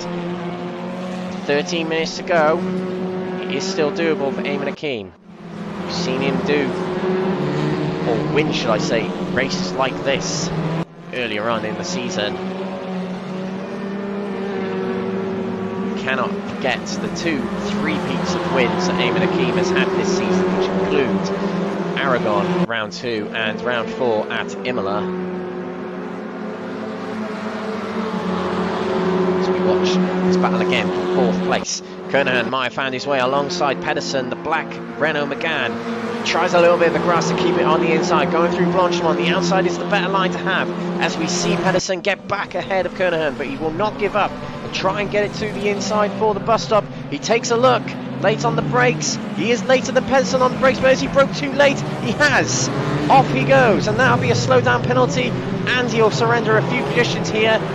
Was it worth it? Probably not. He'll drop to 10th here behind Mark Arrowsmith, but the battle rages on between Pedersen and Jeff Perkis.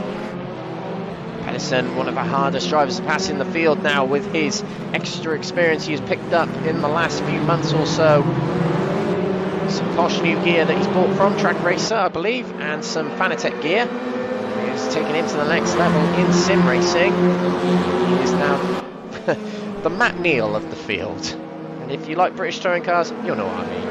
Oh, Pedersen sideways through Eau Rouge there. Perkis gives him a bit of a tap up the hill. Now it all scuffles out a bit. Alex Ward is nipped in front of Jeff Perkis. He's just picking off one position at a time. Alex Ward is now alongside Jürgen Matsby Pedersen. Down towards Lake Coombe we go. Latest of the breakers. Pedersen is. Ward's not able to get alongside. He's got Ian Deeney to worry about now, who was alongside, has to tuck back in behind. What a race we're seeing from these drivers in this mid-pack here. The battle for 4th. It's Bruchelles. Ward is not able to get by Jürgen Matsby Pedersen just yet.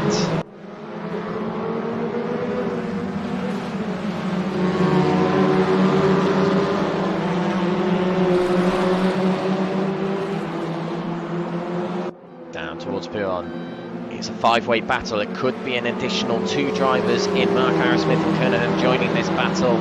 If they catch up and these drivers ahead of them battle a little bit more. Pedersen hangs on to 4th at the moment, has done so for a few laps. Still defending going into La Fagna here.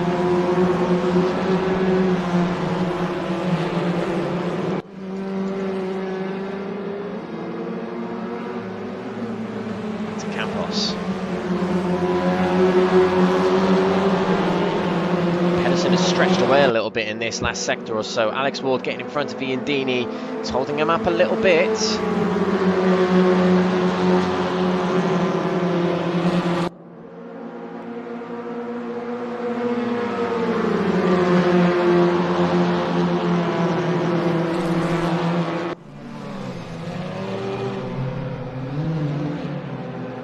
It's stalemate at the moment between these drivers.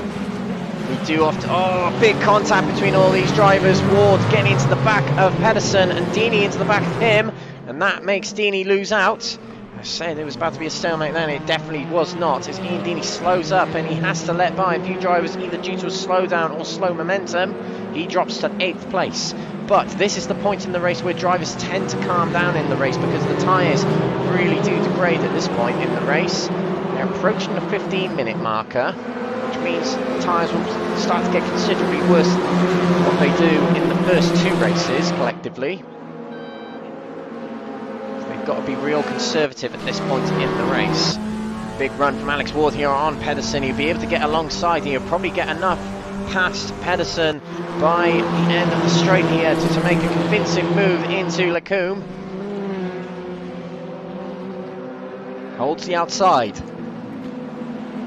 Ward turns into the corner. Brave move from Alex Ward, and I think he has completed that. Well executed from Alex Ward to take 4th place. And will he hang on to it? Well, let's find out. This is a big race from Alex Ward. I have fond memories of Alex Ward winning 2 races at Watkins Glen in the NXTGEN season 20 championship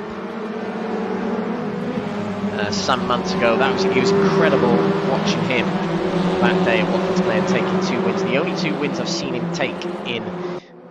Oh, actually no, he did win a race last season in the NXTGEN Racing Championship season 21. He won the final round of the championship with Brands Hatch, I believe.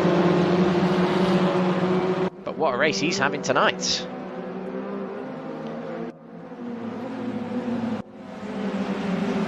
Trying the inside of Jack Perkins there, backed out of it.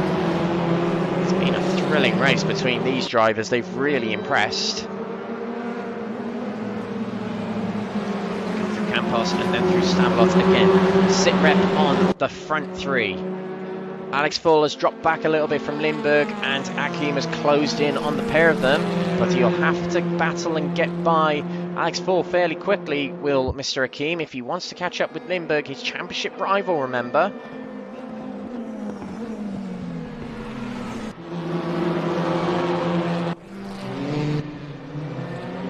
Perkins guarded from Dini, and look at this from Navalov, trying the inside of Pedersen. Pedersen trying to block off and defend the corner. It didn't work. Oh, and look at Alex Ward went wide as well. Navalov squeezing into 5th place. Granted, a lot of contact. Oh, and a lot of cars going into one another there. 2 Audis Alphas going into one another. Ward stays in 4th place, but this is a big battle between Navalov and Pedersen going into La Source.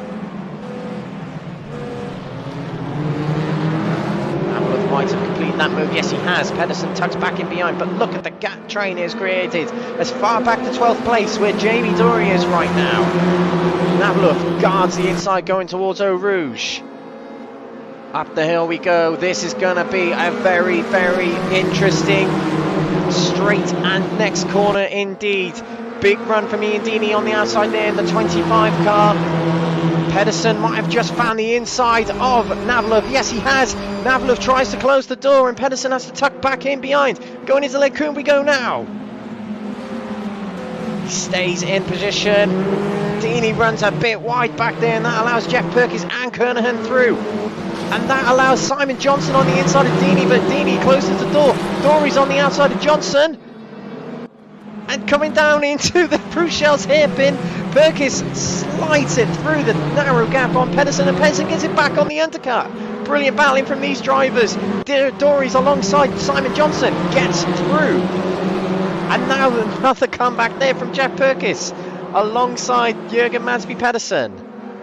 Can he get past him? No, he can't. So on we go. David Kernan has a good run coming out of this corner. Oh, this is allowing Navalov and Alex Ward to stretch away. Look at them just stretch away there. Dory is in amongst it. Look at that. Dory's on the inside of Ian Dini, trying to push Kernahan through. All this battling, and the whole time it has been headed by Jürgen Mansby Pedersen, as we see Simon Johnson on the inside again of Jamie Dory, not going to make it. But it's always that man in the black Renault McCann at the front of these packs. Pedersen holding things up just out of... He's the Matt Neal of the group.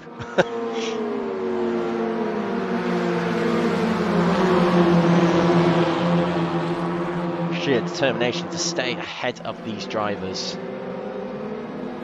Now Perkis is the next one in his mirrors. He slithers to the outside. Battle between Ian Deeney as well. Dory hangs on to the inside. And in fact, might just about got away with that. Ian Deeney went very wide. There's a lot of contact between Deeney and Dory. Coming up the straight here, Deeney has a slow down to serve, and there's contact between him and Simon Johnson as we come into last source. And Deeney is pushed off wide there. There was a lot of door rubbing between the two drivers. There's a bit of frustration going on out there, I presume. Fraser Roston's there with 13th. I'm a bit surprised to see him there. But he'll join this battle here. We've got 4 minutes to go in this race. Now, we forgot to see it, but Eamon Hakeem has got his way into second place. He's got 3 seconds to close down now in 3.5 and a bit minutes on Jonas Lindberg. The battle for the win is on, but the battle for 6th is still raging on. Look at this. This is 3 wide, actually. And tucking back in behind is Jeff Perkis. Kernahan's on the outside of Jürgen Mads Pedersen. Has the better line. He needs to keep it real composed here. Yes, he does. Kernahan gets ahead of Pedersen, but will he hang on to it? We've got Dory also challenging Jeff Perkis here. He has the inside of Jeff Perkis coming into Bruce Schels, who's trapped on the outside, with Pedersen also being on his inside. Dory battles hard on that inside. He's got the outside for the Jackie Hicks corner though. Not the ideal line to be on. He runs very wide coming off the corner there. Down into Piron. Jamie Dory flashing the lights to try and put off Jeff Perkis. Could consider them teammates. They both technically have NXTGEN as their team name.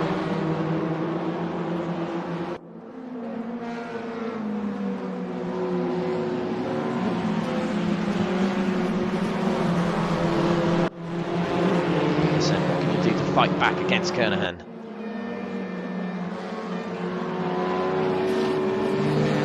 He's still hanging on to the back of him. Nowhere near making a move just yet. Now, we have a little bit of a break here, so I'm going to decide our lovely stickers driver of the day. I decide just because I want to. But yeah, the driver that I feel has been a bit of a standout, apart from the cliche winners and that sort of thing. My driver of the day is going to, my lovely stickers driver of the day is going to Alex Ward. Brilliant performance tonight, apart from going wide in that corner just there. But yeah, I think he's performed superbly well and much better than previous nights for himself. So big well done to him for picking up our Driver of the Day award today. We've got Pedersen still against Perkis. He's dropped off a bit from Kernahan. Oh, and he runs wide, breaking into last source there, and that allows Jeff Perkis through, and that will allow Jamie Dory to challenge for the position. Perkis trying to close the door, and Jamie Dory just sort of says no, but Pedersen decides, no, I'm going to turn across on you. There's been a lot of that today. Oh, and Pedersen goes very wide there. That'll be a slowdown. Yes, it will. And that will mean Jamie Dory can get past. We did see the drivers had to back off a lot going into Eau Rouge there. That is the tyre degradation taking huge effect at this point in the race. Now the battle for 1 and 2, as it's all split up in the mid-pack. Jonas Lindberg's being reeled in by his championship rival. Jonas Lindberg goes into tonight's round second in the championship. 59 points behind Eamon Hakeem. And Eamon Hakeem has done very well tonight to score more points than Jonas Lindberg in both the 2 races so far. So Jonas needs this to keep the championship prospect going. It's 40 points for a win, so realistically you can score up to 120 points in one night. As it stands, Eamon Hakeem has scored 116 tonight. 116, making it one of his best nights.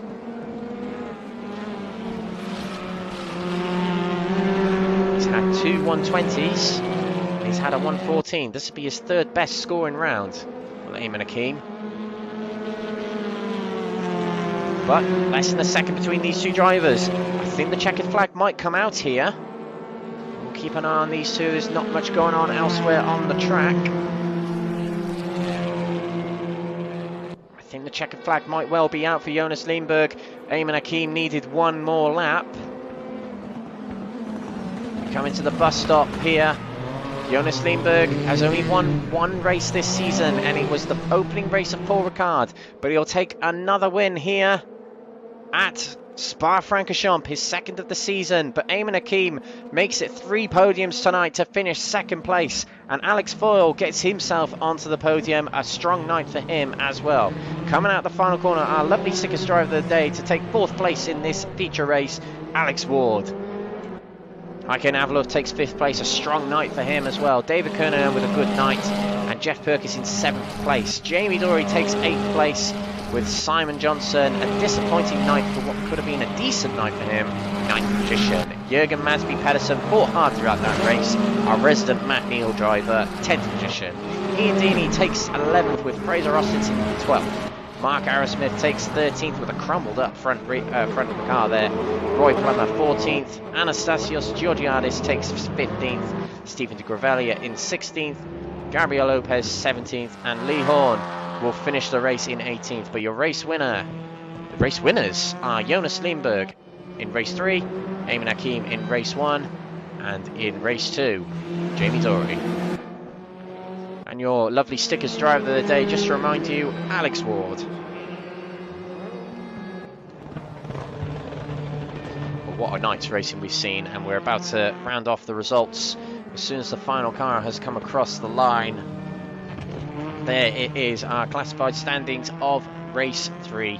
And what a race it was. And in fact, it is a shift in the results actually, as there's some drivers who didn't serve penalties. Alex Ford drops to 15th, with Alex Ward getting himself onto the podium. Our driver of the day, so our top 3 in this race, Lindberg, Hakim and Ward, with Ford dropping to 15th due to a penalty. Well, more drama even after the race has finished.